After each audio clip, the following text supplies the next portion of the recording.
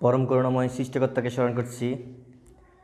আজকের এই কোভিড পরিস্থিতিতে আমাদের প্রাণপ্রিয় শিক্ষার্থী সহ সকল শুভ আকাঙ্ক্ষীকে আমি আজকের রাঙ্গুনি আদর্শ বহুমুখী বালিকা উচ্চ বিদ্যালয় কর্তৃক প্রচারিত অনলাইন ক্লাস প্ল্যাটফর্ম থেকে স্বাগতম জানাচ্ছি, শুভেচ্ছা জানাচ্ছি, অভিনন্দন জানাচ্ছি এবং সাথে সাথে প্রাণপ্রিয় শিক্ষার্থীদেরকে আজকের ক্লাসে যুক্ত হওয়ার জন্য সাদরে আহ্বান জানাচ্ছি। বিশেষ করে আজকের ক্লাসটি খুবই গুরুত্বপূর্ণ এবং প্রয়োজনীয় ক্লাস। সেটা হচ্ছে এসএসসি পরীক্ষার্থী 2021, বিষয় হলো রসায়নের। বিশেষ করে আমি কোভিড পরিস্থিতি নিয়ে একটু কথা বলতে চাই। আমাদের অনেক দিন ধরে তোমরা পরীক্ষা দেওয়ার জন্য অধীর আগ্রহে অপেক্ষা আছো।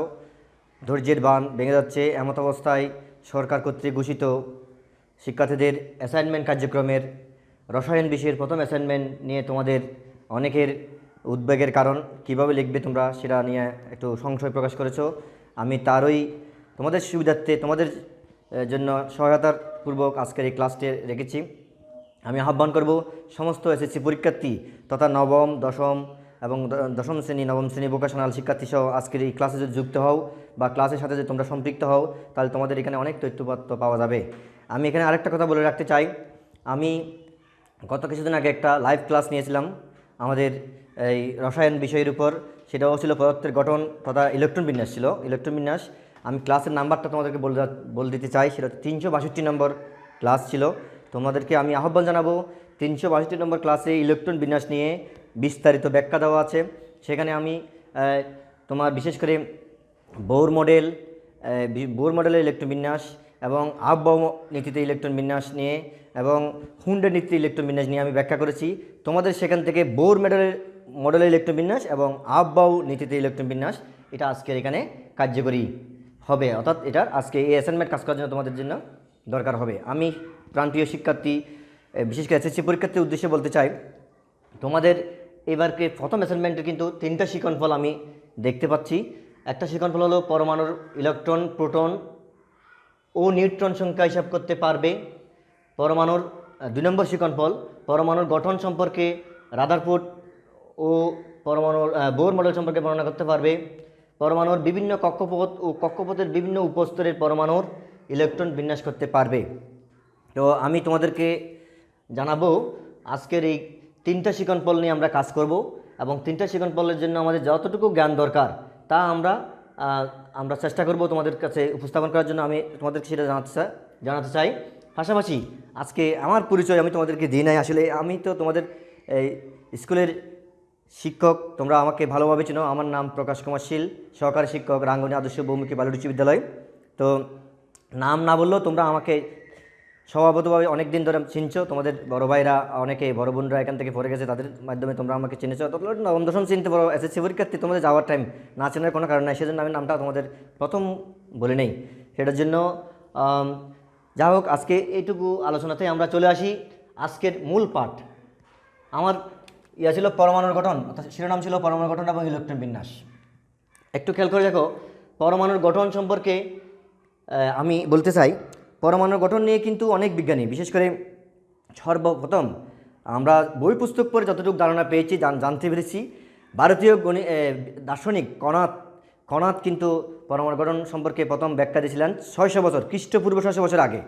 এর পরবর্তীতে খ্রিস্টপূর্ব 400 বছর আগে অর্থাৎ ডেমোক্রিটাস, তাও তোমার গ্রিক পণ্ডিত ডেমোক্রিটাস কিন্তু পরমাণুর গঠন সম্পর্কে বলেছিলেন। এর পরবর্তীতে ওনার সমসাময়িক ডেমোক্রিটাসের পরেই ডেমোক্রিটাস বলেছিলেন পরমাণু ক্ষুদ্রতম অবিভাজ্য কণা দ্বারা গঠিত। ঠিক সে সময় সমসাময়িক দুজন বিজ্ঞানী, অর্থাৎ একজন হচ্ছে প্লেটো এবং তার সুযোগ্য ছাত্র এরিস্টটল, ওনার এই মতের বিরুদ্ধে গিয়ে বলছিলেন পরমাণুসমূহ নিরবচ্ছিন্ন ক্ষুদ্রতম কণা দ্বারা গঠিত, অর্থাৎ একে যথেষ্ট ক্ষুদ্র থেকে ক্ষুদ্রতর অংশ ভাগ করা যায়। এবং পরবর্তীতে এই মতবাদ কিন্তু দীর্ঘদিন চলে এবং আরও তৎপরবর্তীতে 1803 সালে এসে বিজ্ঞানী ডাল্টন পরমাণুর নতুন করে একটা মতবাদ দিয়েছিলেন। সেটা কিন্তু অনেকটা ডেমোক্রিটাসকে সমর্থনের মতো দেখা গেছে। তিনিও বলছেন যে পরমাণু ক্ষুদ্রতম অবিভাজ্য কণা দ্বারা গঠিত। তো তিনি সেই বিষয়ে আরও মৌলিক শিক্ষা দিয়েছেন, তা তোমরা ক্লাস 7 এবং 8-এর বইতে পেয়েছো। আমি আর ওইদিকে যাচ্ছি না। আমি যাচ্ছি বিশেষ করে তোমাদের নবম দশম শ্রেণীর জন্য যে গুরুত্বপূর্ণ বিষয় হচ্ছে রাদারফোর্ডের এবং বোরের পরমাণু মডেল নিয়ে। রাদারফোর্ড এবং বোর পরমাণু মডেল পড়লে রাদারফোর্ড মডেল থেকে আমরা এই ইলেকট্রন, প্রোটন, নিউট্রন হিসাব করার ব্যাপারটা আমরা জানতে পারবো। তো আমি বলতে চাচ্ছি রাদারফোর্ড পরমাণু মডেলটা কী আসলে। রাদারফোর্ড পরমাণু মডেল হচ্ছে যে বিশেষ করে বলছে 1911 সালে বিজ্ঞানী রাদারফোর্ড পরমাণু মডেল সম্পর্কে একটি ধারণা বা মতবাদ দিয়েছেন।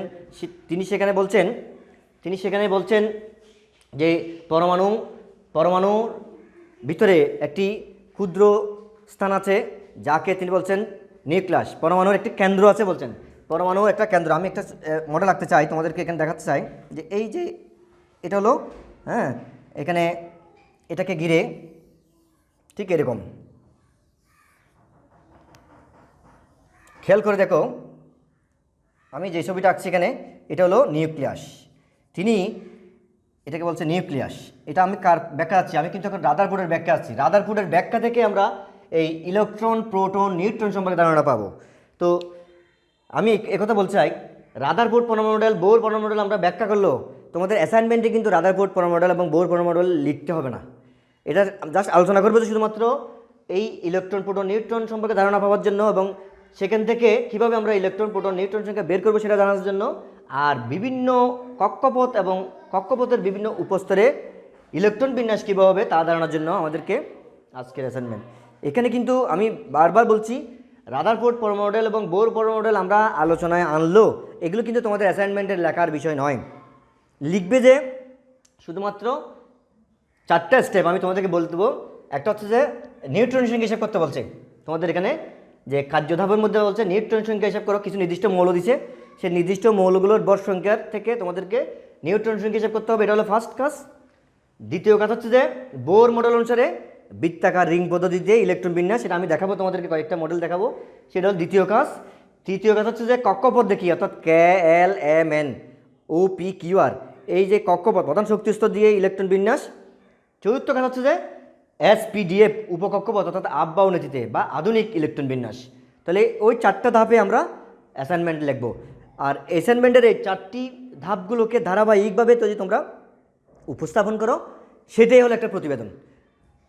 আমি কি তোমাদের বুঝতে পারছি কিনা? তোমাদের প্রথম কাজ হবে যে নিউট্রন সংখ্যা হিসাব করা, দ্বিতীয় কাজ হবে যে রিং পদ্ধতিতে বোর মডেলের ইলেকট্রন বিন্যাস করা, তৃতীয় কাজ হবে যে প্রধান শক্তি স্তর দেখিয়ে ইলেকট্রন বিন্যাস করা, চতুর্থ কাজ হবে যে উপস্তর ইলেকট্রন বিন্যাস করা, অর্থাৎ SPDF দিয়ে ইলেকট্রন বিন্যাস দেখানো। তবে সেগুলো হবে নির্দিষ্ট মৌল। কোন মৌলগুলো আমি এখানে তোমাদের কয়েকটা উদাহরণ দেখাবো, কিন্তু তোমাদেরকে ফলো করতে হবে যে অ্যাসাইনমেন্টের যে সমস্ত মৌল বলছে, এগুলো অ্যাসাইনমেন্টে যে সমস্ত মৌলগুলো বলছে ওই মৌল ব্যতীত তোমরা অন্য কোনো মৌল দেখাবে না।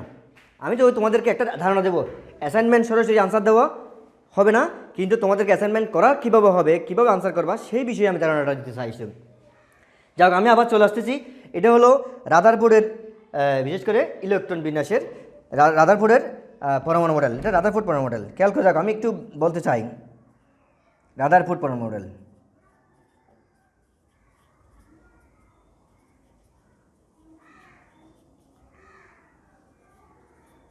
এখন খেয়াল করো, এটাকে বলছে নিউক্লিয়াস। তিনি বলছেন এটাকে নিউক্লিয়াস। একটু বলি, এখানে আমি দেখাবো।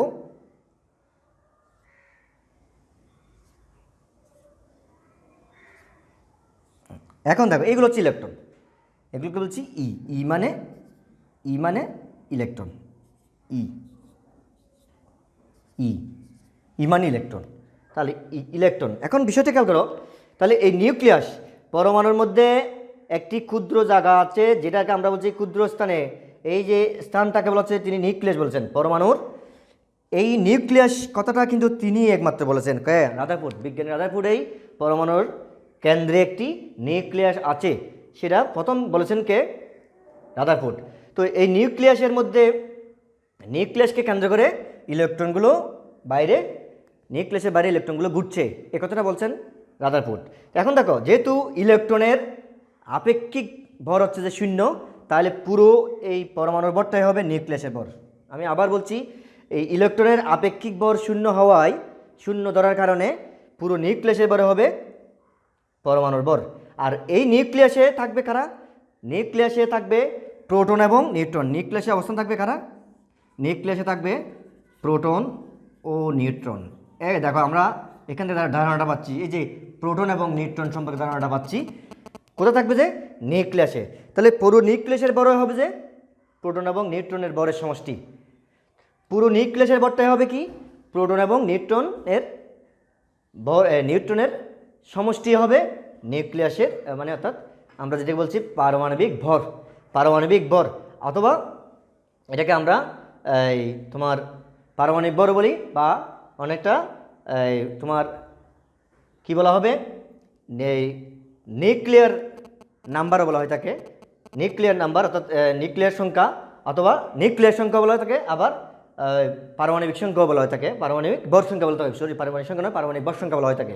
তো আমি বলছি কি এখানে এই রাদারফোর্ড মডেল থেকে আমরা ধারণাটা পেলাম যে নিউক্লিয়াসে থাকবে কারা কারা, নিউক্লিয়াসে থাকবে যে প্রোটন এবং নিউট্রন, এই প্রোটন এবং নিউট্রন সংখ্যার সমষ্টি হবে ভর সংখ্যা বা পারমাণবিক ভর সংখ্যা। তাহলে আমি একটু লিখতে পারি এখানে পারমাণবিক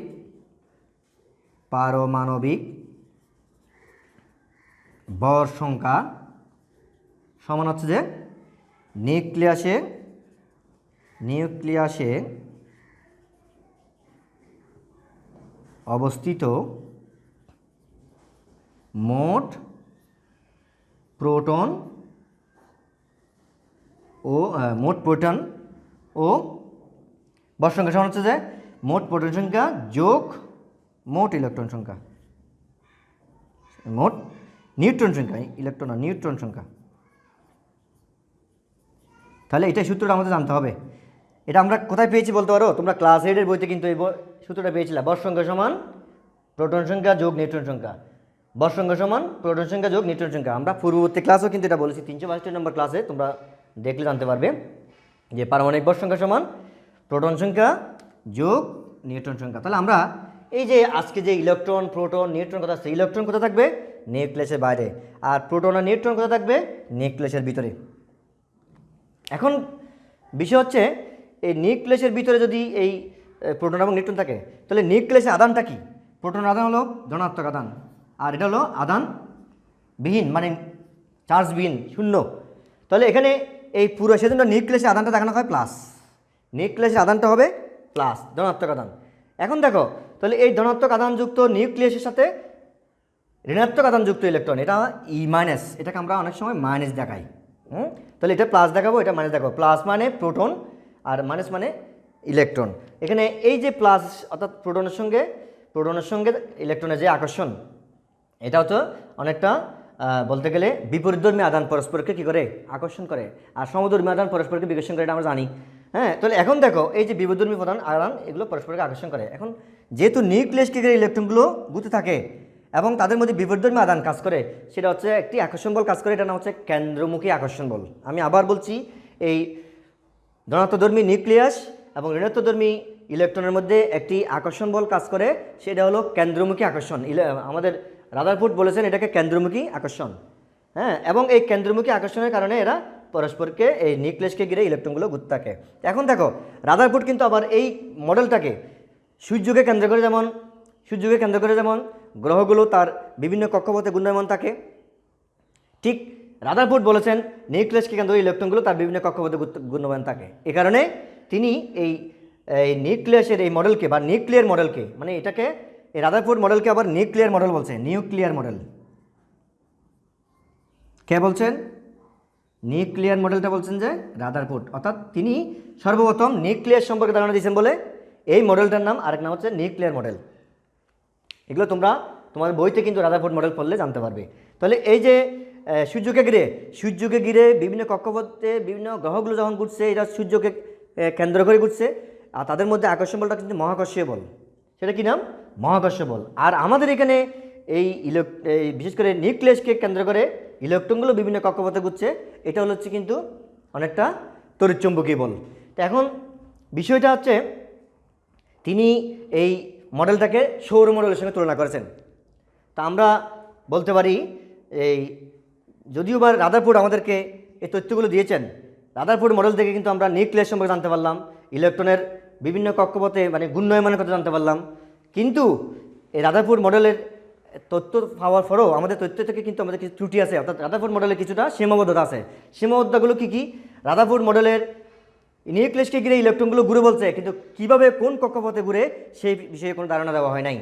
তারপর বলছে কি, তিনি এই নিউক্লিয়ার মডেলটাকে সৌর মডেলের সঙ্গে তুলনা করেছেন।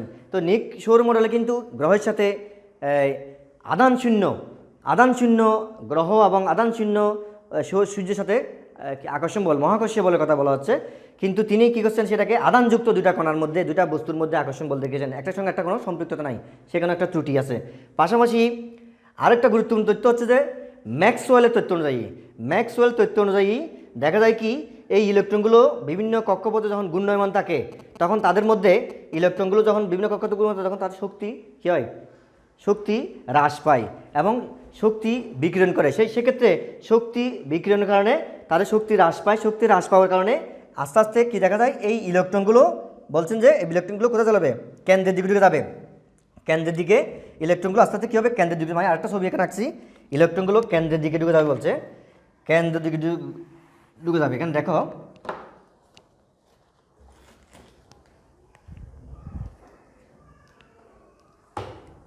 ইলেকট্রনগুলো কেন্দ্রের দিকে ঢুকে যাবে।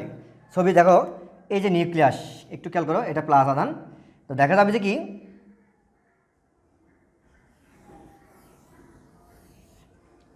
এইভাবে ঢুকে গেছে, এটা একটা ইলেকট্রন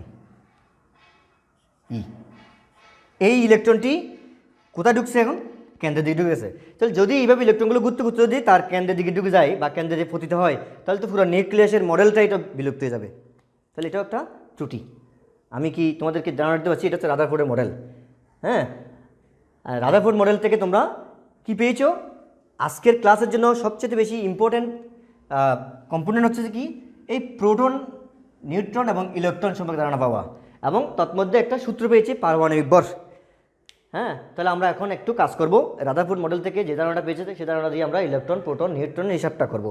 আমি তোমাদেরকে কয়েকটা পরমাণু দিয়ে কাজ করব, তোমরা ওইখান থেকে তোমাদের যেগুলো প্রয়োজন ওই নিয়মে কাজ করবে। আমি বলবো না, আমি কিন্তু তোমাদেরকে অ্যাসাইনমেন্টের সমাধান নিয়ে বলতে পারবো না, কিন্তু আমি তোমাদেরকে ধারণা দিতে পারি যে কীভাবে তোমরা প্রথম কাজটা করবে।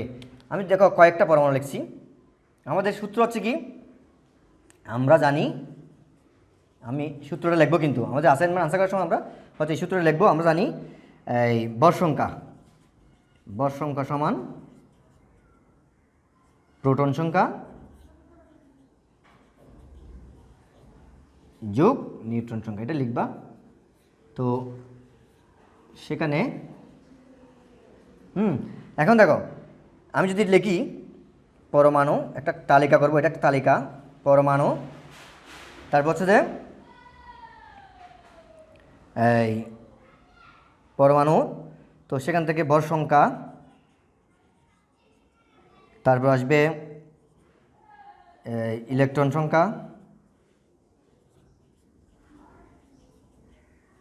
আচ্ছা আমি সংখ্যাটা না লিখে জায়গাটা একটু সংক্ষিপ্ত করে ইলেকট্রন লিখলাম, তারপর লিখলাম প্রোটন, তারপর লিখলাম নিউট্রন। আমাদের উদ্দেশ্য হচ্ছে কিন্তু নিউট্রন সংখ্যা বের করা। এই তালিকার মধ্যে নিউট্রন সংখ্যা, আমি এটাকে ভর সংখ্যাকে আমরা এ দ্বারা প্রকাশ করি, ইলেকট্রনকে আমরা অনেক সময় জেড দিয়ে প্রকাশ করি, জেড দ্বারা প্রকাশ করা হয়, কারণ হচ্ছে পরমাণুতে নিরপেক্ষ পরমাণুতে প্রোটন সংখ্যা আর ইলেকট্রন সংখ্যা সমান, আর এটা তো জেড দ্বারা প্রকাশ করা তোমরা জানো, এটাকে আবার এ মাইনাস জেড দ্বারা প্রকাশ করা হবে। তাহলে এটাকে আমরা বলতে পারি এন সমান এটা। আর এখানে লিখতে পারি কি যে এটা জেড মানে ই এ হবে, হ্যাঁ, আর এখানে জেড মানে এটা পি এ হবে। তাহলে আমি একটু কেন বলছি ই মানে ইলেকট্রন বুঝি, পি দিয়ে প্রোটন বুঝি, এন দিয়ে নিউট্রন বুঝি, এই জন্য। তো এখন আমি যদি বলি, আমি একটা নমুনা দেখাচ্ছি 12C6, এটা আমরা আইসোটোপ, এটা কার্বনের একটা আইসোটোপ। এখানে কার্বন আইসোটোপে এই যে আমি কিন্তু তোমার 365 ক্লাসে কিন্তু এটা দেখাইছি যে এখানে এইসব এই জায়গাতে মানে কোনো একটি মৌলের প্রতীকে আমি একটা প্রতীকটা আমাদের দেখাচ্ছি, এটা এক্স এ জেড। হ্যাঁ, তো এখানে এ দ্বারা কি বলছিল যে এটা হচ্ছে যে মৌলের প্রতীক, মনে আছে কিনা দেখো, আমি এগুলো দেখাচ্ছি এখানে, তোমাদের বিভিন্ন সময় ক্লাস করার সময় এগুলো পাইছিলা। মৌলের প্রতীক এটা হলো ভর সংখ্যা, আর এটা হলো পারমাণবিক সংখ্যা, পারমাণবিক সংখ্যা।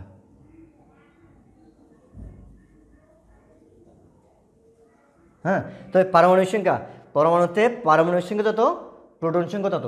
তো দেখো তাহলে এখানে ভর সংখ্যাটা কত, আচ্ছা ভর সংখ্যা হচ্ছে যে এখানে 12। হ্যাঁ, তাহলে প্রোটন সংখ্যা কত হবে, প্রোটন সংখ্যা হচ্ছে যে এখানে দেখাচ্ছে কত, প্রোটন সংখ্যা কত, পারমাণবিক সংখ্যা কত জেড, পারমাণবিক সংখ্যা হচ্ছে যে 6। তো তাহলে প্রোটন সংখ্যা কত হবে? নিঃসন্দেহে প্রোটন সংখ্যা কত হবে? 6।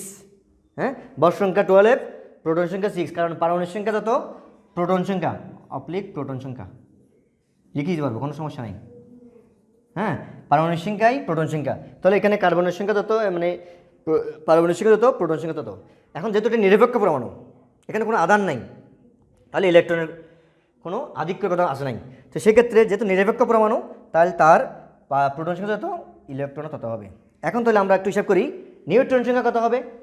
ওই যে - z, অর্থাৎ বর সংখ্যা থেকে কী বাধ্য হবে, এটা আমরা একটু হিসাব করে দেখাই যে 12F - 6 ইকুয়াল টু কত? 6, ইকুয়াল টু 6। তাহলে এভাবে আমি আরেকটা দেখাচ্ছি, সাপোজ 23Na, এটা কত? পারমাণবিক সংখ্যা হচ্ছে 11। তাহলে এটাকে আমি যদি কাজ করি কী হবে? এটা বর সংখ্যা হচ্ছে কত? 23, এটা পারমাণবিক সংখ্যা কত? পারমাণবিক সংখ্যা হলো প্রোটন সংখ্যা, তাহলে এটা কত হবে? 11। তো যেহেতু নিরপেক্ষ পরমাণু, এখানে প্রোটন সংখ্যা তত হবে, ইলেকট্রন সংখ্যাও তত হবে। হ্যাঁ, আর এটা বর সংখ্যা কত হবে? এটা 23 - 11 অর্থাৎ 12। তাহলে আমাদের কিন্তু বলছে যে ইলেকট্রন, প্রোটন ও নিউট্রন সংখ্যা হিসাব করতে পারবে। আর তোমাদের কিন্তু অ্যাসাইনমেন্টে মূলত দেখাতে বলছে যে নিউট্রন সংখ্যা নির্ণয় করো। তাহলে আমাদের নিউট্রন সংখ্যা হচ্ছে যে এই একটা নিউট্রন সংখ্যা পেলাম, এই একটা নিউট্রন সংখ্যা পেলাম।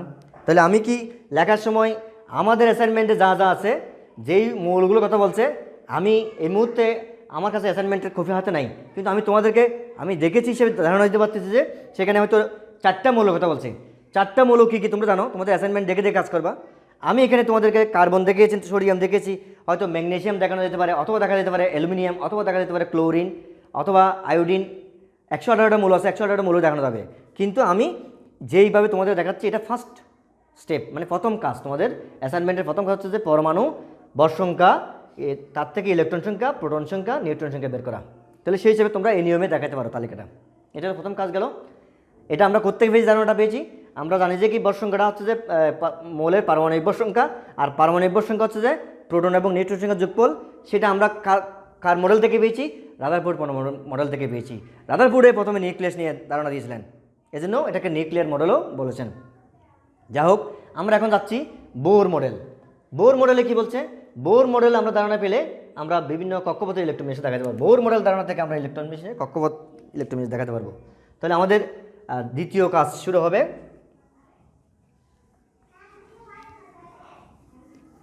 তোমরা কিন্তু তোমাদের এইখানে যদিও বা আলোচনার অনেক কিছু থাকতে পারে, কিন্তু তোমাদেরকে সারবস্তুটা প্রশ্ন বা উদ্দীপকের মধ্যে যে তথ্যটা দেখাতে বলছে সেটাই তুমি দেখাতে হবে। এর বাড়তি কিছু তোমাকে দেখানোর কোনো দরকার নাই। স্যার বলছে, স্যারের কথাগুলো শুনে তুমি লিখবে না। আমি তোমাকে অ্যাসাইনমেন্ট উত্তর করে দিচ্ছি না, অ্যাসাইনমেন্টের আনসার আমি দিচ্ছি না। অ্যাসাইনমেন্ট করার জন্য যে একটা পদ্ধতি বা যে ধরনের তোমার স্টেপ নিতে হবে, ধাপগুলো ফলো করতে হবে, সেটাই আমি তোমাদেরকে বলছি। এখন আমরা যাচ্ছি বোর মডেল। বোর মডেলে কি বলছে দেখো, বোর মডেলের বর্ণনা। বিজ্ঞানী নিলস বোর, এটা কত সালে? এটা হচ্ছে যে 1913 সালে। আর রাদারফোর্ড বলছিল কত সালে? রাদারফোর্ড ছিল 1911 সালে কথা। হ্যাঁ, 1913 সালে বিজ্ঞানী নিলস বোর রাদারফোর্ডের পরমাণুকে সংশোধন করে কয়েকটি মডেল বলেছেন। সে তোমাদের বইতে আছে, তোমরা বই পড়লে আরও বেশি ধারণা পাবে। 1913 সালে রাদারফোর্ড পরমাণুকে সংশোধন করে তিনি কিছু প্রস্তাব দিয়েছেন। প্রথম প্রস্তাবটা ছিল কি?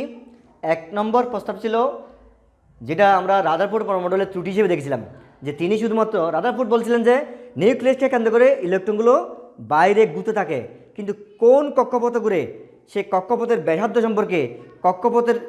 সম্পর্কে বা আকার আকৃতি সম্পর্কে কোনো ধারণা দেন নাই। কিন্তু বিজ্ঞানী নিলস বোর বলছেন যে নিউক্লিয়াসকে ঘিরে ইলেকট্রনগুলো বিভিন্ন অনুমোদিত বৃত্তাকার কক্ষপথ। তাহলে এখানে নির্দিষ্ট কক্ষপথের কথা বলছে এবং সেটা বৃত্তাকার বলছে। বৃত্তাকার কক্ষপথে ইলেকট্রনগুলো ঘুরতে থাকে, কিন্তু এই ইলেকট্রনগুলো ঘূর্ণনের সময় কোনো শক্তি বিকিরণ বা শোষণ করে না। এটা মনে রাখবা, এটা বোর মডেল থেকে আমরা জানি। এবং বোর মডেল আরও বলছে যে এই যে বিভিন্ন কক্ষপথের কথা বলছেন, হ্যাঁ, বোর মডেল অনুসারে বলছে যে ইলেকট্রনগুলো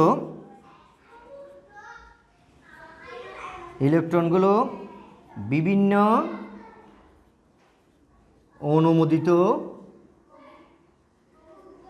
অনুমোদিত বৃত্তাকার বৃত্তাকার কক্ষপথে কি থাকে আবর্তন করে বা ঘুরে। এখন আমি বলতে চাই যে বিভিন্ন অনুমোদিত কক্ষপথকে বৃত্তাকার কক্ষপথে আবর্তন করে। এখন দেখো এই যে কক্ষপথ, এই কক্ষপথগুলোকে তিনি বলছেন অরবিট। এই কক্ষপথের আর নাম হচ্ছে কি অরবিট। এই অরবিটকে আমরা আবার ইংরেজিতে অনেক সময় শ্যাল বলি, শ্যাল। হ্যাঁ, ইংরেজিতে শ্যাল বলা হচ্ছে। হ্যাঁ, তাহলে SHELL, খেয়াল করো এই যে শ্যাল। তাহলে দেখো এখানে এই যে শ্যাল বা অরবিট বা কক্ষপথ, যাই হোক, এখন বিষয় হচ্ছে যে এইগুলোকে কয়টা কক্ষপথের কথা তিনি বলছেন। আসলে আমরা কেমনে জানবো কয়টা কক্ষপথ হবে, সেটা আমি তোমাদেরকে 362 নম্বর আমরা যে ক্লাসটা গতবারে আমরা লাইভ ক্লাস দেখেছি, 362 নম্বর ক্লাসটা দেখলে তোমরা সমস্ত ব্যাখ্যাগুলো ভালোভাবে, আমি কিন্তু বোর মডেলের একেবারে বিস্তারিত ব্যাখ্যা দেওয়ার চেষ্টা করেছি। সেখানে কিন্তু বলা হচ্ছে তিনি একটা সূত্র দিয়েছেন। এই বোর মডেলের একটা গুরুত্বপূর্ণ আমাদের ধারণা হচ্ছে যে 2n² সূত্রটা। এই 2n² সূত্রের মধ্যে n হলো, এখানে n এর মান হচ্ছে 1 2 3 ইত্যাদি হতে পারে। আর এগুলো হচ্ছে কি, এই n এর মান 1 2 3 4, এগুলো হচ্ছে যে n হচ্ছে এখানে প্রধান কোয়ান্টাম সংখ্যা। n হলো কি প্রধান কোয়ান্টাম সংখ্যা, বা এখানে হচ্ছে এক দ্বারা হচ্ছে যে প্রধান শক্তি স্তর। হ্যাঁ, এটা হচ্ছে 1 নম্বর প্রধান শক্তি স্তর, 2 নম্বর প্রধান শক্তি স্তর, 3 নম্বর প্রধান শক্তি স্তর, অথবা প্রথম প্রধান শক্তি স্তর, দ্বিতীয় প্রধান শক্তি স্তর, তৃতীয় প্রধান শক্তি স্তর। এই প্রধান শক্তি স্তরের নামই হলো বলছে যে শ্যাল বা কক্ষপথ বা অরবিট। তাহলে এই n এর মান 1 হলে প্রথম প্রধান শক্তি স্তর, n এর মান 2 হলে দ্বিতীয় প্রধান শক্তি স্তর, এভাবে ক্রমান্বয়ে যাবে। তাহলে আমরা এখান থেকে পেয়েছি বোর মডেল অনুসারে। আমি শুধু তোমাদেরকে একটু ধারণা দিব, কারণ তোমরা যদি ক্লাসটা দেখো আশা করি তোমাদের কাজ করতে অসুবিধা হবে না।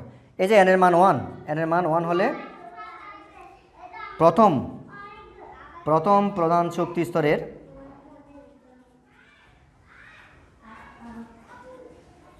ধারণ ক্ষমতা বা ধারণ ক্ষমতা আমরা জানতে পারবো কত হবে। যে সূত্র হচ্ছে যে 2 ইন্টু n এর মান 1 এর জন্য 2 × 1 স্কোয়ার, অর্থাৎ 2 × 1 = 2। তার মানে আমরা বুঝতে পারছি যে এই প্রথম প্রধান শক্তি স্তরের নাম তিনি দিয়েছিলেন যে কি জানো, প্রথম প্রধান শক্তি স্তরের নাম দিয়েছেন যে কে। এভাবে n এর মান 2 এর জন্য দ্বিতীয় প্রধান শক্তি স্তরের ধারণ ক্ষমতা পাবো আমরা 2 × 2² অর্থাৎ 2 × 4 অর্থাৎ 8। তার মানে এটা আমরা নাম দিয়েছি কি KL। এভাবে n এর মান 3 হলে তৃতীয় প্রধান শক্তি স্তর ধারণ ক্ষমতা, সেটা পেয়েছিলাম আমরা 2 × 3² অর্থাৎ 2 × 9 সমান হচ্ছে 18। ঠিক একইভাবে n এর মান 4 হলে চতুর্থ প্রধান শক্তি স্তরে ধারণ ক্ষমতা কত হবে 2 × 4² অর্থাৎ সেক্ষেত্রে হবে যে কত 2 × 16 অর্থাৎ 32। আমি বলতে চাই এখানে এটার নাম দিচ্ছি কি KL, এটা হচ্ছে যে M, এটা হলো N, অর্থাৎ এটার নাম হচ্ছে যে ক্যাশেল ধারণ ক্ষমতা কত 2, L শেল ধারণ ক্ষমতা কত 8, M শেল ধারণ ক্ষমতা কত 18, আবার N শেল ধারণ ক্ষমতা কত 32। এগুলো প্রত্যেকটাই আমি সুন্দরভাবে ব্যাখ্যা দিয়েছি 362 নম্বর ক্লাস, যেটা সেটা তোমরা দেখো ইলেকট্রোবিনেস ক্লাস, শুধু ওইখানে সব কিছু আছে। আমি তবুও আজকে তোমাদের কাজের সুবিধার জন্য একটু করে ধারণা দিচ্ছি যে এখানে প্রথম শক্তি স্তর ধারণ ক্ষমতা জেনেছি, দ্বিতীয় শক্তি স্তর ধারণ ক্ষমতা জেনেছি, তৃতীয় শক্তি স্তর ধারণ ক্ষমতা জেনেছি, চতুর্থ শক্তি স্তর ধারণ ক্ষমতা জেনেছি। তাহলে কি আমাদের কি এই চারটাই শুধু প্রধান শক্তি স্তর? না, আরও চারটা প্রধান শক্তি স্তর আছে। একটা হচ্ছে যে KLMN, হ্যাঁ, আবার বলছি কি আরেকটা আছে কি OPQR, অর্থাৎ বুঝতে চাচ্ছি যে এখানে একটা তোমাদেরকে ধারণা দিতে চাই যে ওতেও ধারণ ক্ষমতা কত জানো 32, পিতে ধারণ ক্ষমতা কত 18, কিউতে ধারণ ক্ষমতা কত 8, আর এর ধারণ ক্ষমতা কত 2। এটা আমরা কীভাবে জানবো সেটা আমরা পরবর্তীতে কাজ করলে, অর্থাৎ ওই উপস্তরের কথা বললেই সেখানে ধারণা পেয়ে যাবে। এখানে অরবিটাল না জানলে কিন্তু তুমি এই ইলেকট্রোবিনেস সম্পর্কে তুমি স্পষ্ট ধারণা পাবে না।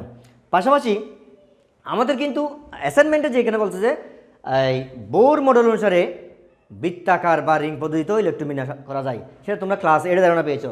তবু আজকে আমি দেখাচ্ছি KLMNOPQ। আমাদের প্রথম কাজ হবে যে বোর মডেল অনুসারে বৃত্তাকার পদ্ধতিতে, তারপর দেখাবো আমরা প্রধান শক্তি স্তর থেকে। তাহলে আমরা আগে একটু বৃত্তাকার পদ্ধতিতে ইলেকট্রন বিন্যাস দেখাবো, কিন্তু সেখানে ইলেকট্রন বিন্যাসের মধ্যে আমরা প্রত্যেকটা বৃত্তাকার রিংয়ের মধ্যে ইলেকট্রন দেখাবো। যে ওই কিছুক্ষণ আগে যেটা বাইর করছি 2, 8, 18, 32, সেই নিয়মটা আমাদের এখানে অর্থাৎ 2n² সূত্রটি প্রযোজ্য হবে। সেটা হলো দেখো, যেমন একটু খেয়াল করো, সাপোজ আমরা হাইড্রোজেন পরমাণুর জন্য ইলেকট্রন বিন্যাস কেউ দেখাবো। হাইড্রোজেন পরমাণুর ইলেকট্রন বিন্যাস।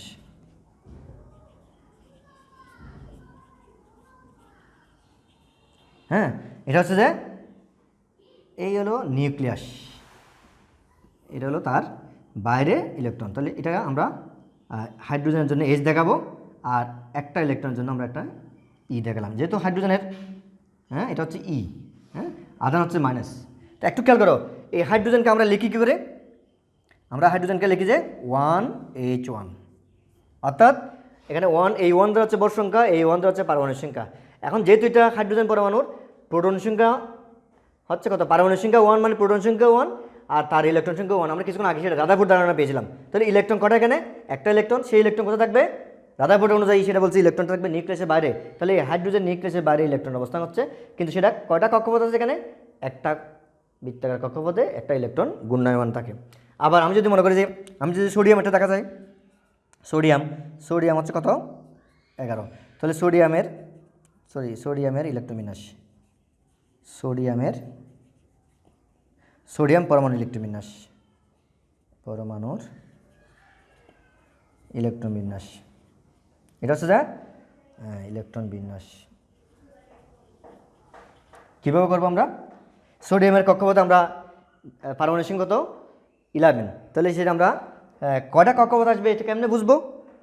কারণ হচ্ছে যে এখানে ওই যে আমরা 2, 8, 18, 32, তা আমাদের প্রথম কক্ষপথে কটা থাকবে বলছে যে 2টি, অর্থাৎ প্রথম হচ্ছে KCl-এ 2টি, LCl-এ 8টি, MCl-এ 18টি, NCl-এ 32টি, এভাবে OPQR।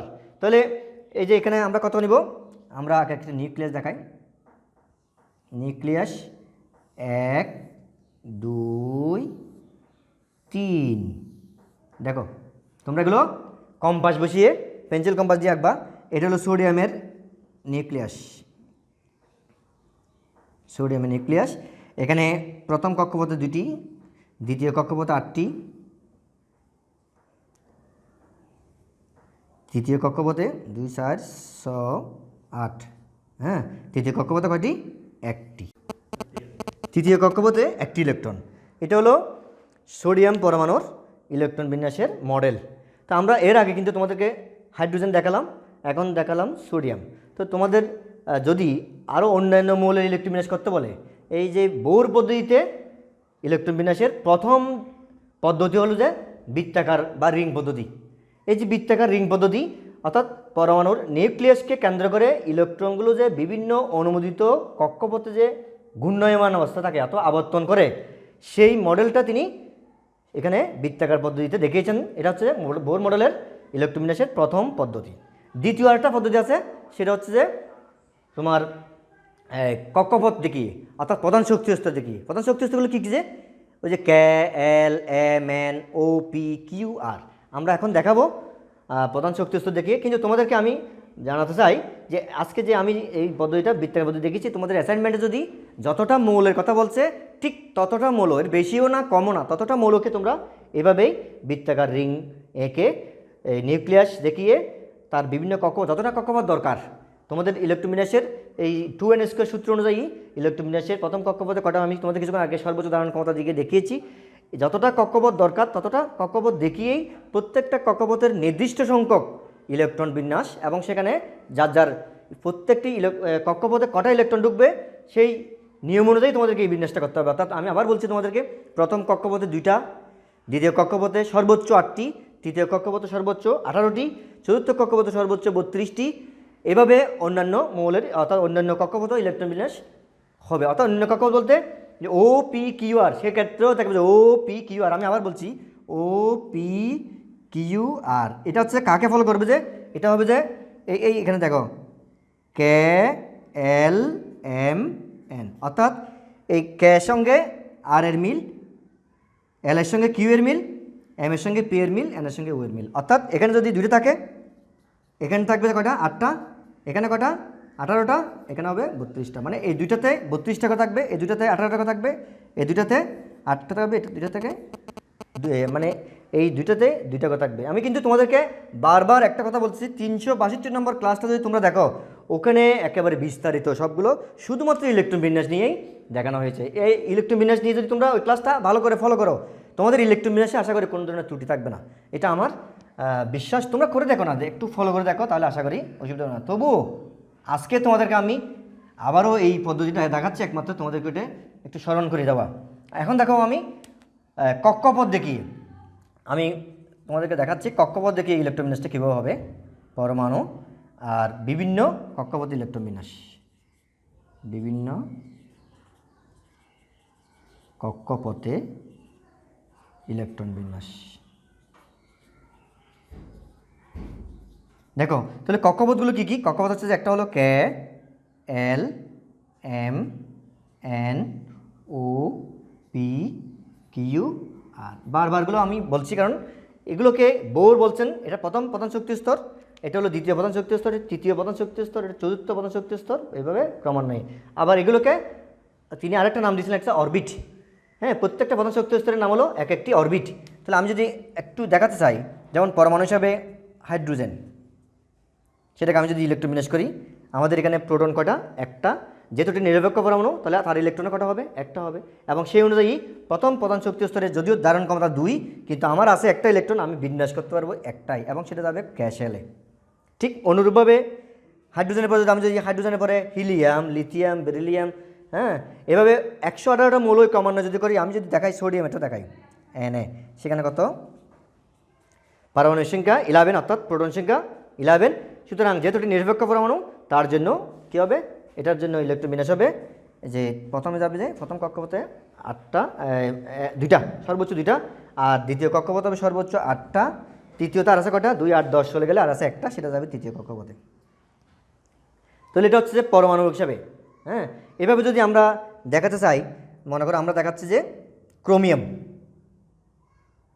ক্রোমিয়াম হচ্ছে যে সিআর, সেটা হচ্ছে কত? ক্রোমিয়াম ইলেকট্রন হচ্ছে 24।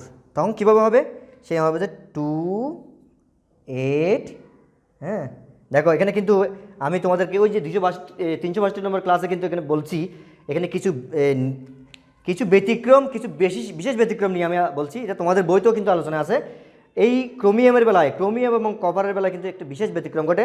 সেখানে দেখা গেছে যে তোমার ইলেকট্রন বিন্যাসে চতুর্থ কক্ষপথে, যদিও বা এখানে আমরা বলছি এখানে কিন্তু চতুর্থ কক্ষপথে একটা ইলেকট্রন যাবে, আর থাকে কটা? হ্যাঁ, তাহলে 2, 8, 10, 11, এখানে 24, তো এখানে বসবে 13। অর্থাৎ এখানে তৃতীয় কক্ষপথে সর্বোচ্চ ধারণ ক্ষমতা 18 হলো, কিন্তু এখানে বসবে কত? 13টা। হ্যাঁ, তাহলে 2, 8, 10, 10-এর 1-এ 11, 11-এ 13-এ 24, তাহলে আমাদের 24 ইলেকট্রন বিন্যাস হয়েছে। এটা হলো ব্যতিক্রম ইলেকট্রন বিন্যাস। এভাবে একই নিয়ম হবে কপারেরটা, এই একই নিয়মে ব্যতিক্রম নিয়মে হবে কপারেরটা। হ্যাঁ, সেক্ষেত্রে কিন্তু চতুর্থ কক্ষপথে ইলেকট্রন হবে একটা, আর বাকিগুলো অন্যান্য নিয়মগুলো ঠিক আছে। এখন বিষয় হচ্ছে যে যদি তোমাদেরকে আমি যদি বলি যে 118 পর্যন্ত মৌল ইলেকট্রন বিন্যাস দেখো, তোমরা কি এই পদ্ধতি ইলেকট্রন বিন্যাস দেখাতে পারবে না? আশা করি পারবে। তো আমি আর এই বিষয়টা আমি আবার বলছি না, তোমাদেরকে অ্যাসাইনমেন্ট যা বলে আমি এখানে যতটা দেখাচ্ছি ততটা তোমাকে দেখাতে পারেন, কথা নাই। অ্যাসাইনমেন্ট যতটা আছে ততটাই দেখাবে, এর বেশি দেখানোর কোনো দরকার নাই তোমাদের। এটাও একটা কিন্তু কাজ। আমাদের আজকের সর্বশেষ কাজ হচ্ছে যে ওই যে কক্ষপথের বিভিন্ন উপস্তরের পরমাণুর ইলেকট্রন বিন্যাস, এটা আমরা এখন একটু দেখাবো। এখন দেখো, এই পরমাণুর উপস্তরের ইলেকট্রন বিন্যাস জানার জন্য আমাদেরকে কিন্তু উপস্তর সম্পর্কে ধারণা দরকার। আর এই উপস্তরের ধারণাটা কি, সেটা আমি 362 নম্বর ক্লাসে কিন্তু তোমাদেরকে ডিটেলস, মানে আমাদের প্রধান শক্তি স্তর কয়টি, সেখানে প্রত্যেকটি প্রধান শক্তি স্তরে কোনটাতে কটা করে উপস্তর আছে বা উপশক্তি স্তর আছে, সেটা আমি স্পষ্টভাবে দেখিয়েছি। আমি তোমাদেরকে বারবার আহ্বান জানাচ্ছি 362 নম্বর ক্লাসটি অবশ্যই তোমরা দেখবে। আমি সেই ধারণার আলোকে তোমাদেরকে একটু করে ইঙ্গিত দিতে চাই। এখানে উপস্তরের জন্য আমাদের কোনটাতে কটা উপকক্ষপথ বা উপস্তর হবে সেটার জন্য আমি তোমাদের একটা সূত্র দিতে চাই। আমাদের বোর মডেলের প্রথম সূত্র ছিল 2n², সেটা ছিল প্রধান শক্তি হচ্ছে ধারণ ক্ষমতা নিয়ে। ঠিক উপস্তরের কথা হচ্ছে, উপস্তর ধারণ ক্ষমতার জন্য একটা সূত্র দিচ্ছে 2 × 2l+1। এটা কিন্তু তোমাদের মনে রাখতে হবে।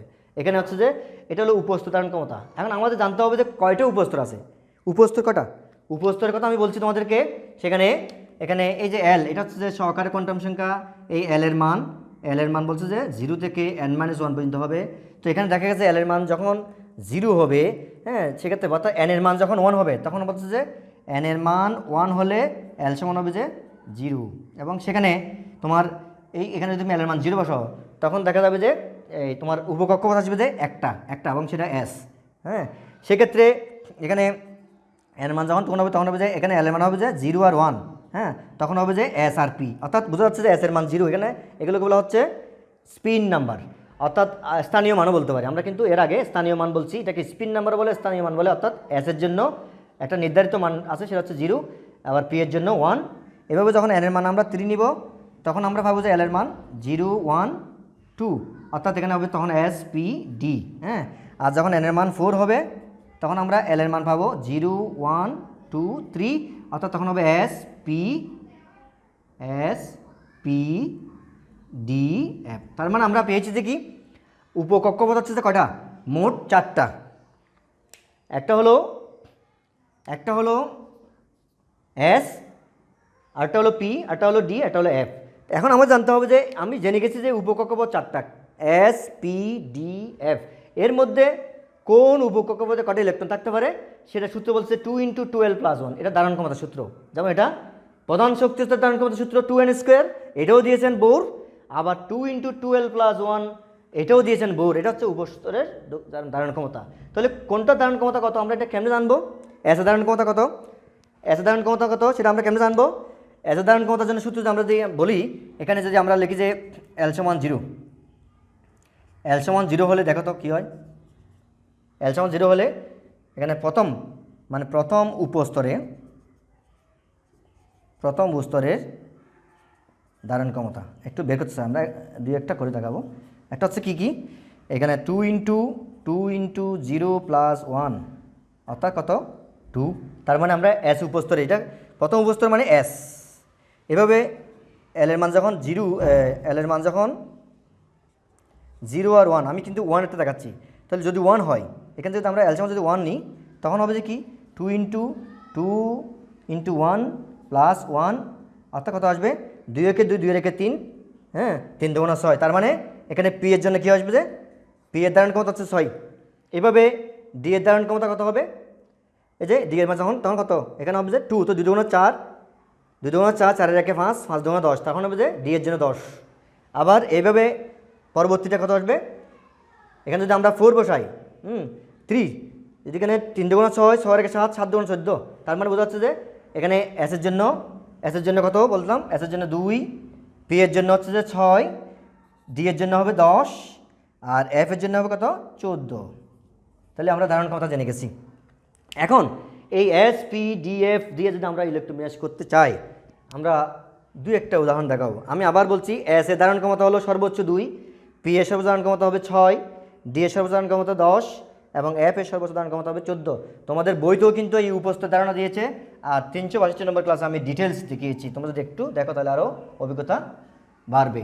এখন আমরা এই নিয়ম দিয়ে যদি ইলেকট্রন বিন্যাসটা করি, তাহলে কি হয় দেখো। উপস্থিত দিয়ে ইলেকট্রন বিন্যাস করবো আমরা, তাহলে পরমাণু আর বিভিন্ন উপস্তরে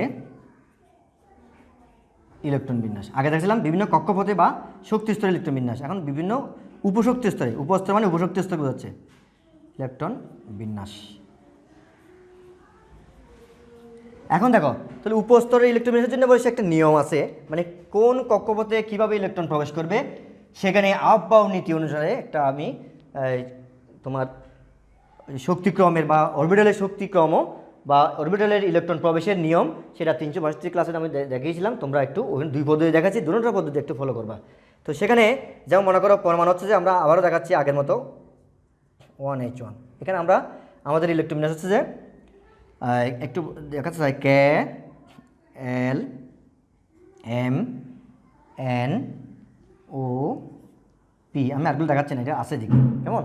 তো কেতে কিন্তু উপকক্ষপথ কয়টা, ক্যাশেলের উপকক্ষপথ হচ্ছে একটা এস, আর এলসিএলের উপকক্ষপথ হচ্ছে যে দুইটা, একটা হচ্ছে এস পি, আর এমসিএলের উপকক্ষপথ হচ্ছে তিনটা এস পি ডি।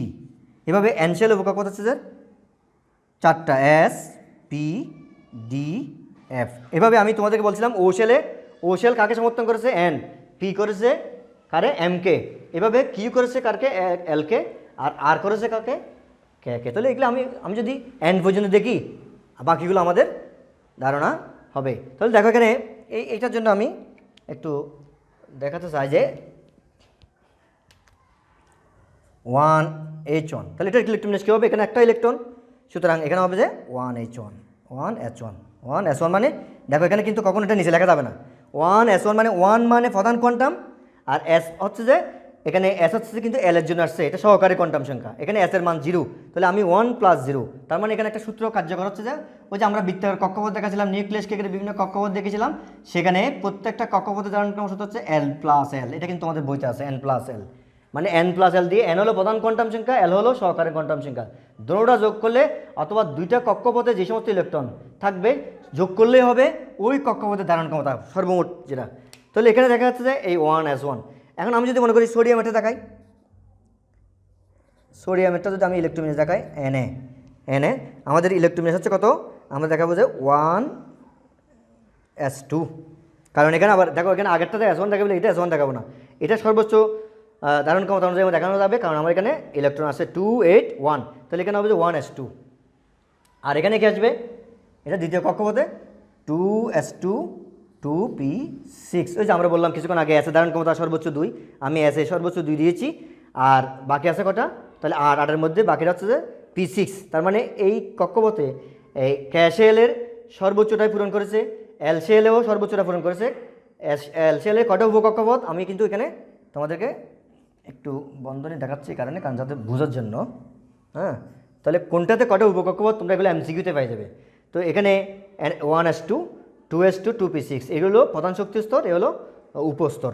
তার এখন দেখো আর আছে কটা, আর আছে যে একটা, সেটা আসবে এখানে এবং সেটা হবে 3S1, অর্থাৎ এখানে এসে এই উপস্তর পূরণ করেছে। তাহলে এটা হলো এই যে পদ্ধতি ইলেকট্রোবিন্যাস, আমরা SPDF দিয়ে ইলেকট্রোবিন্যাস করলাম, এটা হলো উপস্তরের ইলেকট্রোবিন্যাস, অর্থাৎ এই বিভিন্ন উপস্তরের পরমাণুর ইলেকট্রন বিন্যাস। হ্যাঁ, এভাবে যদি আমরা দেখাতে বলি, যেমন মনে করো আমি তোমাদেরকে ক্রোমিয়ামটা দেখাতে চাই, ক্রোমিয়াম, আচ্ছা আমি এখানে হাইড্রোজেন একটা মুছে ফেলতেছি, তোমাদের একটু খেয়াল করো, হাইড্রোজেন তোমরা বুঝেছো, ক্রোমিয়ামটা কী হবে, ক্রোমিয়াম হচ্ছে যে মনে করো Cr24, আমি যদি এটা দেখাই, এটা হবে যে 1S2 2S2 2p6, তারপর হচ্ছে যে কি 3S2 3p6 3p6। এখানে দেখো এটা কিন্তু ওই ব্যতিক্রম অনুযায়ী আমরা চতুর্থ কক্ষপথে কিন্তু একটা দেখাছিলাম, সেজন্য একেবারে নির্দ্বিধায় 4S1 দিয়ে ফেললাম। তাহলে আর কটা আছে এখানে দেখো তো, এই যে এটা 4S1, এটা কেন আসছে, এটা আমি কি ইচ্ছে করে দিয়েছি, না আসলে না, এটা হচ্ছে শক্তিক্রম। কোনটাতে আপ বাউ নীতি বলছে যে প্রথমে ইলেকট্রন প্রবেশ করবে নিম্ন শক্তি স্তরে, নিম্ন শক্তি স্তর পূরণ করেই আসবে ক্রমান্বয়ে উচ্চ শক্তি স্তরে। এখানে 4S1-এর 4 আসবে যে কিন্তু ডি উপস্তরে, কারণ 4 + 0 4, এদিকে 3D 3 + D মানে ডি এর মান কত বলছিলাম, এস এর মান 0, পি এর মান 1, ডি এর মান হচ্ছে যে 2, তাহলে 3 দিয়ে 5, তাহলে আগে সাইডে প্রবেশ না করে কি আগে 5-এ প্রবেশ করবে, সেজন্য 4S হয়ে আসছে কোথায় 3D, এবং সেখানে কত আসবে, সেখানে হবে যে 3D5। কেন এবার দেখো তো 3D5 কেন দিলাম, 3D4 দিয়ে এখানে 4S2 দিলে অসুবিধা হতো, অসুবিধা হচ্ছে যে এটা অধিকতর স্থায়ী হতো না, অর্থাৎ এখানে মূলত ক্রোমিয়াম এবং কপার দুইটা মৌল বিশেষ ব্যতিক্রমী ইলেকট্রোবিন্যাস দেখায়। তারা সাধারণত এখানে যেমন এটা হচ্ছে যে কি, এখানে হচ্ছে যে ডি উপস্তরটা হাফ পিল করেছে, হাফ পিল অর্ধপূর্ণ করে এখানে চতুর্থ স্তরে একটা ইলেকট্রন প্রবেশ করিয়ে এখানে বাকিগুলো ডি উপস্তরে প্রবেশ করেছে, এবং সেজন্য এটা হচ্ছে যে অধিকতর সুস্থিতি ইলেকট্রন বিন্যাস অর্জন করেছে বা অধিকতর স্থায়ী হয়েছে। সেজন্য আমি একটু হিসাব করে দেখতে চাই, 2 10 10 2 12 12 6 কত 18 18 5 23, 23 একে 24, তার মানে এটা ক্রোমিয়াম ইলেকট্রন বিন্যাস। আমরা এখানে এটার বর সংখ্যাটা দেখাতে পারি, না দেখাতে পারি, সমস্যা নেই। তাহলে এভাবে তোমাদের copper, magnesium, aluminium, zinc, iron যাই বল তাই ইলেকট্রন বিন্যাস দেখাতে পারবে না? আশা করি পারবে। এই নিয়মে তোমাদেরকে চতুর্থ কাজটা করতে হবে। তাহলে প্রথম কাজ ছিল যে নিউট্রন সংখ্যা বের করা, দ্বিতীয় কাজ ছিল তোমার এই বোর মডেলের সাহায্যে বৃত্তাকার পদ্ধতি ইলেকট্রন বিন্যাস করা, তৃতীয় কাজ ছিল ক্যালএমএন ওপি কিউআর দিয়ে প্রধান কক্ষপথ দেখিয়ে ইলেকট্রন বিন্যাস করা, চতুর্থ কাজ হচ্ছে যে উপস্থ দেখিয়ে ইলেকট্রন বিন্যাস করা। এটা হচ্ছে তোমাদের চতুর্থ কাজের ইলেকট্রন বিন্যাস। অর্থাৎ অ্যাসাইনমেন্টের জন্য এই 4টা কাজে দেখাতে বলছে, 4টা কাজ 4ভাবে ধাপে ধাপে ধাপে ধাপে বিবরণ করতে হবে, এবং যেখানে যেখানে চিত্র দেওয়া দরকার সেখানে চিত্র প্রদর্শন করতে হবে, বা তালিকা করতে হবে। এই সব কিছু ধারাবাহিকভাবে তোমরা যদি ব্যাখ্যা করতে পারো সেটাই হবে প্রতিবেদন। আচ্ছা, এখন সর্বশেষ কথা হচ্ছে বোর মডেলে কিন্তু আমরা শুধুমাত্র কক্ষপথ নিয়ে ব্যাখ্যা করেছি। বোর মডেলে কিন্তু আরও অনেক কথা আছে, আমি শুধুমাত্র তোমাদের একটু ইঙ্গিত দিতে চাই। তোমাদের মেন বইয়ে কিন্তু বোর মডেলের আরও কিছু ব্যাখ্যা কথা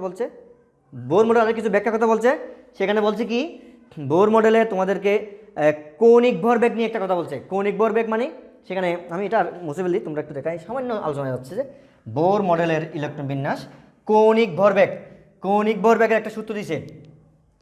ইলেকট্রন মানে পরমাণুর হ্যাঁ বিভিন্ন কক্ষপথে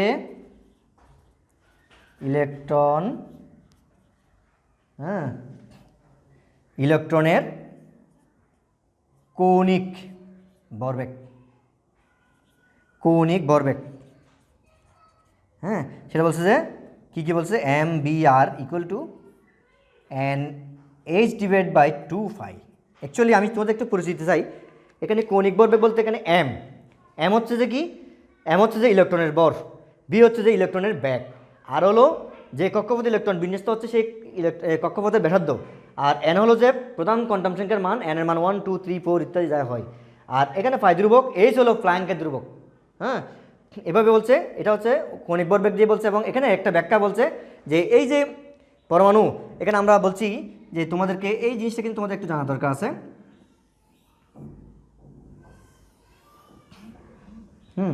অর্থাৎ খেয়াল করো, দেখো এটা হচ্ছে যে একটা নিউক্লিয়াস। হ্যাঁ, এই নিউক্লিয়াসের, এটা নিউক্লিয়াস, আর এলোর মনে করো একটা কক্ষপথ। হ্যাঁ, এটা একটা কক্ষপথ। এখন আমি যদি বলি যে এটা এই যে নিউক্লিয়াসের কাছাকাছি, এটা হচ্ছে নিম্ন শক্তি স্তর, আর এটা হলো উচ্চ শক্তি স্তর।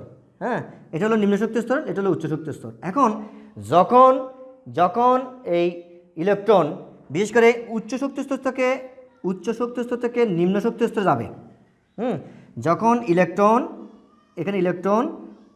উচ্চ শক্তি স্তর থেকে নিম্ন শক্তি স্তরে যাবে, তখন কি হবে, তখন হবে শক্তির বিকিরণ হবে। এখান থেকে শক্তির বিকিরণ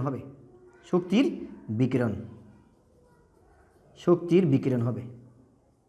এটাই আমাদের এক শিক্ষার্থী বন্ধু আমাকে প্রশ্ন করেছিল যে কিভাবে এই ইলেকট্রনগুলো একটি কক্ষপথে দেয়।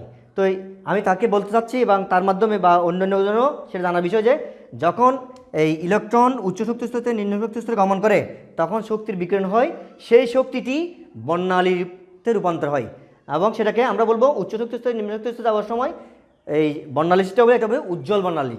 আর বিশেষ করে যখন এই নিম্ন শক্তি স্তর থেকে উচ্চ শক্তি স্তরে গমন করে, হ্যাঁ, তখন হবে শক্তি শোষণ, এবং সেটা হবে যে অনুজ্জ্বল বর্ণালী। তাহলে এই বর্ণালীটাকে আমরা কীভাবে প্রয়োগ করবো সেটাও কিন্তু বোর বলেছেন। সেখানে একটা সূত্র দিয়েছেন, সেখানে তিনি কী বলেছেন, সেখানে একটা বোর মডেলের জন্য এই আলোর বেগ যেটা আমরা বলছি সূত্র দিয়েছেন, একটা সূত্র তিনি বলেছেন। তোমাদের বইয়ে কিন্তু সেই সূত্রটার কথা ব্যাখ্যা দেওয়া আছে যে H B equal to H C divide by lambda. আমি আবার বলতে চাচ্ছি, এখানে H B equal to H C by lambda. এখানে এইচ যেতে কাটা যায়, তাহলে তাকে কি বি সমান সি বাই ল্যামডা। এখানে বি হচ্ছে যে তোমার এই বি এর একটা পরিচয় তোমাদের এখানে দেওয়া আছে, বলছে যে ওই যে শোষিত বা বিকৃত শক্তির কম্পাঙ্ক কথা আমরা জানি, তোমাদের পদার্থবিজ্ঞানের এই এটা আছে তোমাদের কম্পাঙ্ক, যেটা আমরা প্রতি সেকেন্ডের মোট কম্পন সংখ্যাকে আমরা কম্পাঙ্ক বলতে থাকি। তার জন্য একটা একক থাকতে পারে পার সেকেন্ড অথবা হার্স। হ্যাঁ, এটা কম্পাঙ্ক। আর সি হচ্ছে আলোর বেগ, যেটা আমরা 3 × 10⁸ মিটার পার সেকেন্ড বলি। আর এই ল্যামডা হচ্ছে যে তরঙ্গদৈর্ঘ্য, কিসের তরঙ্গদৈর্ঘ্য? এই যে শক্তি বিকিরণ বা শক্তি শোষণ হচ্ছে সেই শক্তির তরঙ্গদৈর্ঘ্য হলো ল্যামডা। তাহলে আমাদের বোর কিন্তু আমাদেরকে অনেক তথ্য দিয়েছেন, ইলেকট্রন বিন্যাসের জন্য বোর মডেলের অনেক তথ্য আমরা পেয়েছি। যাক, আমরা যাচ্ছি না, তারপরেও কিন্তু বোর মডেলের অনেক ব্যাখ্যা থাকলেও কিছু কিছু ত্রুটিও থাকে। সে ত্রুটি নিয়ে তোমাদের বইতে কিন্তু বলা হচ্ছে, যদিও বোর মডেল বলছেন যে এখানে আমরা বর্ণালীর কথা পেয়েছি, বোর মডেল অনুযায়ী আমরা শুধুমাত্র হাইড্রোজেন বর্ণালীটা ব্যাখ্যা পাই। এখানে একটি ইলেকট্রন বিশিষ্ট, অর্থাৎ হাইড্রোজেনে একটা ইলেকট্রন আছে, সেজন্য এক ইলেকট্রন বিশিষ্ট পরমাণুর মডেল সম্পর্কে বা বর্ণালী সম্পর্কে আমরা ধারণা পাই। একের অধিক ইলেকট্রন মডেলের বর্ণালী আমরা জানতে পারি না বোর মডেলের মাধ্যমে। ঠিক এইভাবে দেখা যায় কি, এখানে অনুমোদিত বৃত্তাকার কক্ষপথের কথা বলছেন, এখানে কিন্তু রাদারফোর্ড মডেল থেকে সংশোধন করলো, কিন্তু এখানে বোর মডেলে একাধিক ইলেকট্রন থাকলে সেগুলো কীভাবে যাবে সেটা নিয়ে তেমন কোনো, যেমন উপবৃত্তাকার কক্ষপথ নিয়ে তিনি কিছু বলেন নাই, উপবৃত্তাকার কক্ষপথ বলছেন যে আপ বাউনিটিতে, সেটাও একটা ত্রুটি। যাই হোক, আমি আর কথা বাড়াচ্ছি না, তোমাদেরকে কিন্তু এই বাড়তি কথাগুলো কোনো লেখার দরকার নাই, শুধু জানার জন্য বলছি। তোমরা শুধু তোমাদের অ্যাসাইনমেন্টে যেই সে তথ্য উপাত্ত দেখাতে বলছে, এর বেশি কিছু দেখানোর কোনো প্রয়োজন নাই। ধারাবাহিকভাবে তোমাদের ওই বিবরণগুলো সুন্দরভাবে সুস্পষ্টভাবে খাতায় তোমার মার্জিন করলেও করতে পারো, লেখা যাতে স্পষ্ট হয়, যাতে প্রত্যেকটি তথ্য উপাত্ত ধারাবাহিক থাকে, এগুলো মূল্যায়ন হবে। যে কারণে তোমাদেরকে অবশ্যই এখানে একটা মার্কিংয়ের ব্যাপার স্যাপার আছে, তোমাদের এটা দিয়ে হয়তো এসএসসি রেজাল্টও দিতে পারে। এই জন্য তোমাদেরকে আমি আহ্বান জানাচ্ছি, সুন্দর সুস্পষ্টভাবে পরিষ্কারভাবে তথ্যপাত্রগুলো উপস্থাপন করবে ধারাবাহিকভাবে। যা চাই তার বেশি কিছু লেখার কোনো দরকার নাই, কিন্তু কমও লেখা যাবে না। তো কম লিখলে কম নাম্বার পাবে, বেশি লিখলে আবার বেশি পাবে তা নয়, ওই যতটুকু দেওয়া দরকার ততটুকু দেবে না। আমি আর কথা বাড়াচ্ছি না, সকলের জন্য আমি মঙ্গল কামনা করছি। আজকের এই অ্যাসাইনমেন্টে আমি তোমাদেরকে যতটুকু চেষ্টা করেছি তোমাদেরকে ধারণা দেওয়ার জন্য, আমি যদিও তোমাদেরকে সবগুলো উত্তর করে দিই নাই, কারণ আমাদেরকে অ্যাসাইনমেন্ট উত্তর করে দেওয়াটা আমাদের উচিত নয়। আমি তোমাদেরকে শুধুমাত্র সহায়তা করছি, একজন টিচার আছে ফেসিলিটেটর, তোমাকে আমি সহযোগিতা করলাম শুধুমাত্র। তুমি এটা মনে করো না যে স্যার অনেক কথা বলছে, আমি সবগুলো কথা লিখবো।